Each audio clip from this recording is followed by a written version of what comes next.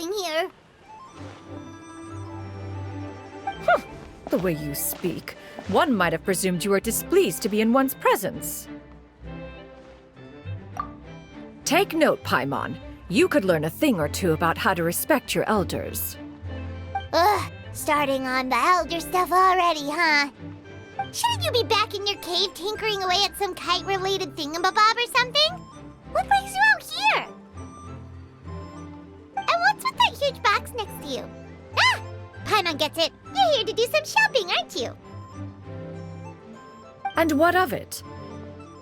The Qixing's decision to integrate Fontanian technology into said kite-flying competition is of no consequence to oneself.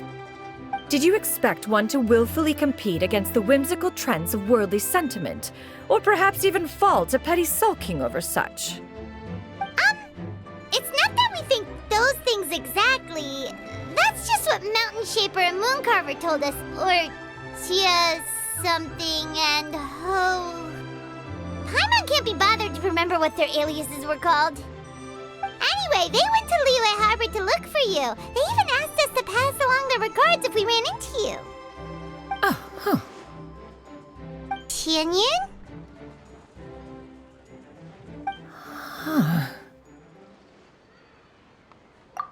It appears time has quite flown since one's arrival in Liyue Harbor.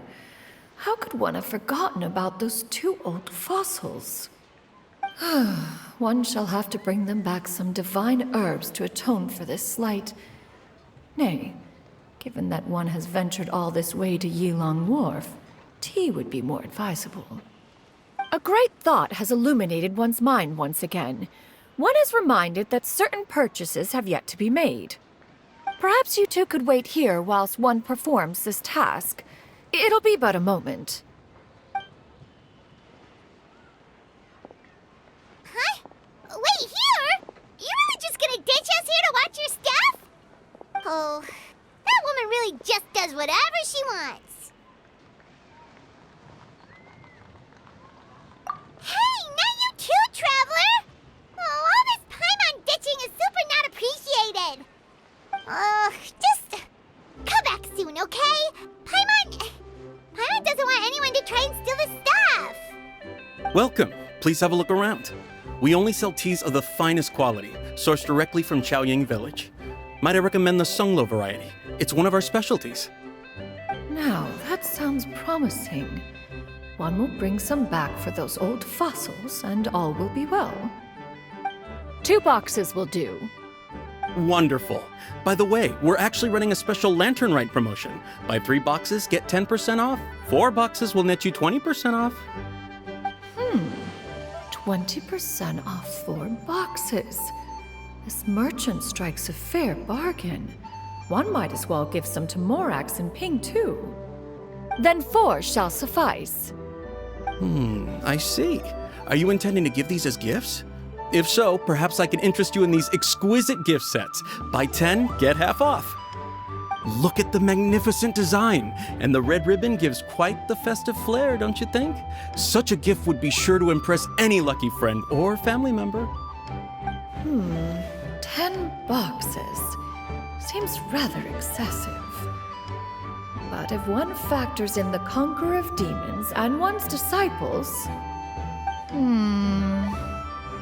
10, a nice round number, don't you think? Of course you do. I'll even shave a little extra off the price for you. That is agreeable. One will, I will have these boxed up then. Of course, right away. I see you have quite the eye for fine items, mademoiselle. Perhaps some of my wares might also be of interest to you. I'm a toy merchant from Fontaine. You'll get nothing but the finest and most intricate clockwork toys Mora can buy here. Each one sure to be a source of endless amusement.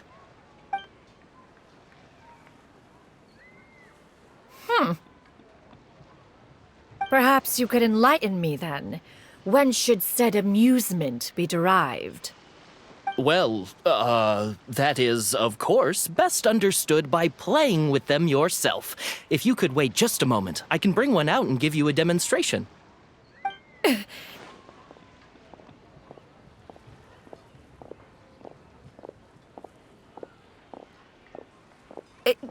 There is no need for that. Mademoiselle. Give me your newest and finest model, and be sure to package it securely. Ah, of course. Here you go. The instruction manual is... I can do without, thank you. Oh, many watchful eyes surround this place. If one were to be spotted purchasing a mechanical toy such as this, a child's plaything no less, it would only invite scandal. There is no harm in bringing it back to study in secret.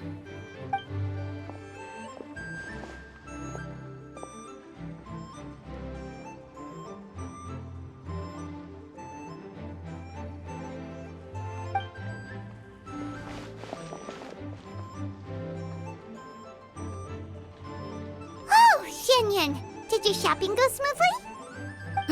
Naturally, one may not delight in social interactions, but that does not mean one lacks said faculties.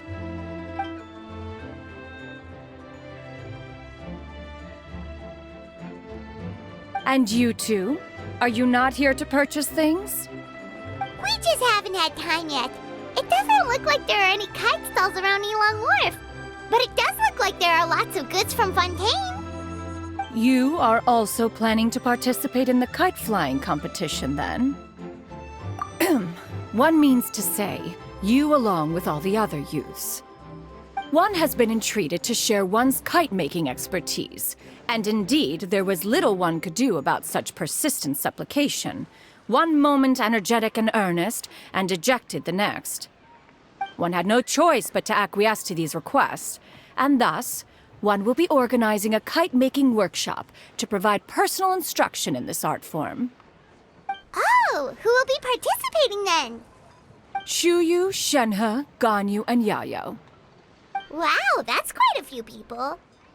Also, this is all pretty well, Xianyun, but it's not like you have to make your own kite to participate in the competition. You can just buy one ready-made and call it a day. Ha! You speak of those equipped with the mechanical lifting device, do you not?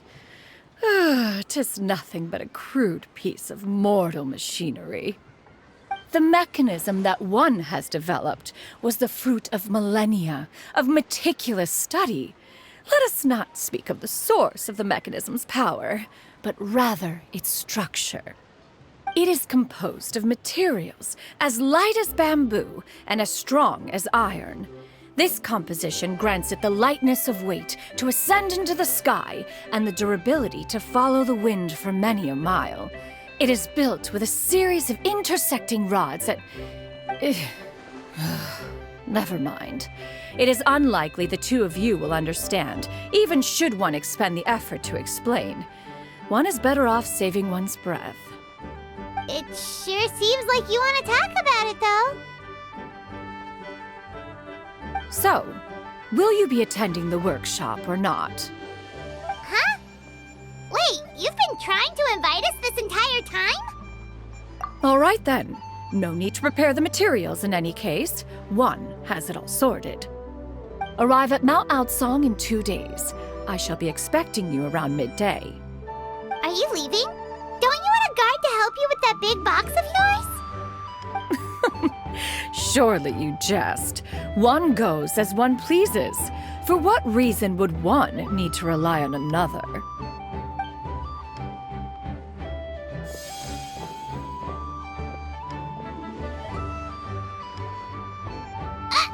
It can float? What kind of invention is that? One calls it the floating toting device. She seems pretty proud of that one. Look at her walk down the street. She seems so confident, but everyone around her is looking at her all funny. Paimon wonders... never mind. But anyway, that box of hers seems to be full of those mechanical lifty thingamabobs. Not that Paimon Paimon was peeking or anything. She just, got a bit unsteady for a second and accidentally brushed the embroidery on top. And wouldn't you know it, all the stuff inside almost came bursting out. Paimon even went out of her way to keep it all together. All Paimon say is that Xianyun sure does try hard to save face. What did she call it again? A crude piece of mortal machinery? Paimon bet she just can't wait to take it apart and see how it's made. Totally. We should probably act like we didn't see anything, though. You know, in consideration of her feelings and all. After all, that is the propriety with which one should comport oneself when it comes to an elder, right?